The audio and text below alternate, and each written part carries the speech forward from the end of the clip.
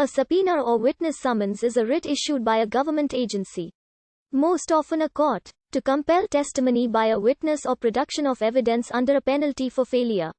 There are two common types of subpoenas. The term subpoena is from the Middle English subpoena and the Latin phrase subpoena meaning under penalty. It is also spelled subpoena. The subpoena has its source in English common law and it is now used almost with universal application throughout the English common law world. John Waltham, Bishop of Salisbury, is said to have created the writ of subpoena in the reign of Richard II. However, for civil proceedings in England and Wales, it is now described as a witness summons, as part of reforms to replace Latin terms with plain English understandable to the layman. In New South Wales, a court may set aside the whole, or part of, a subpoena on the basis that it is a fishing expedition. In Lowry v Insurance Australia Ltd., the NSW Court of Appeal held that where documents requested in the schedule of a subpoena are deemed to have no relevance to the proceedings in dispute, the subpoena may be set aside as it has no legitimate forensic purpose. It was also held that it was not the role of the court to redraft the subpoena and narrow its scope to those issues in dispute. In Victoria, a subpoena is usually issued by a court registry officer and does not require leave of the court. In New Zealand, subpoenas are governed under the rules of the court in which the subpoena is issued. Subpoenas are usually issued by the clerk of the court in the name of the judge presiding over the case.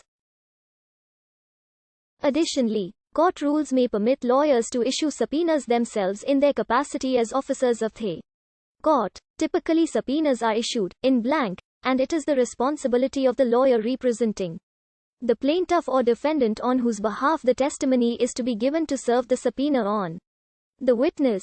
If a witness is reluctant to testify, then the personal service of subpoena is usually required with proof of service by non-party server. The subpoena will usually be on the letterhead of the court where the case is filed, name the parties to the case, and be addressed by name to the person whose testimony is being sought. It will contain the language, "You are hereby commanded to report in person to the clerk of this court," or similar, describing the specific location, scheduled date and time of the appearance.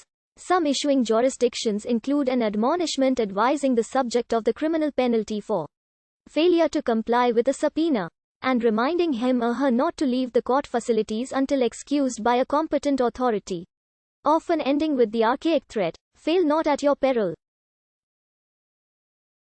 In some situations, the person having to testify or produce documents is paid. Pro se litigants who represent themselves, unlike lawyers, must ask a court clerk to officially issue them subpoena forms when they need to call witnesses by phone or in person, or when they need to officially request documents to be sent to them or directly to court. Any documents that have not been subpoenaed to court or verified by a witness may be dismissed by the opposite party as hearsay, unless accepted by hearsay rules or permitted by the judge.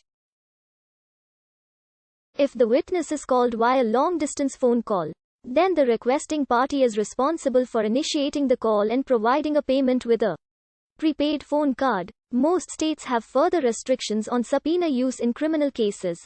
Some states require the subpoenaing party to first file a notice of intent to serve subpoena, or a notice of production from non-party 10 days prior to issuing the subpoena, so that the other party may have ample time to file any objections. Also, the party being subpoenaed has the right to object to the issuance of the subpoena if it is for an improper purpose, such as subpoenaing records that have no relevance to the proceedings, or subpoenaing persons who would have no evidence to present, or subpoenaing records or testimony that is confidential or privileged. Standing committees in both houses of the United States Congress have the authority to send out subpoenas for legitimate lawmaking and investigation purposes. This compels the production of testimony or records, and failure to respond constitutes contempt of Congress. There are several exceptions to being required to testify in court, including the following examples. Fifth Amendment. Under the Fifth Amendment to the American Constitution, no person shall be compelled to be a witness against themselves. Witnesses can't be forced to testify if the testimony will incriminate them. This right can, however, be denied if the witness is granted immunity. This immunity allows them to testify and makes them immune to prosecution for any crimes they confess to. Spousal privilege. In most cases, a person cannot be compelled to testify against their spouse. This rule exists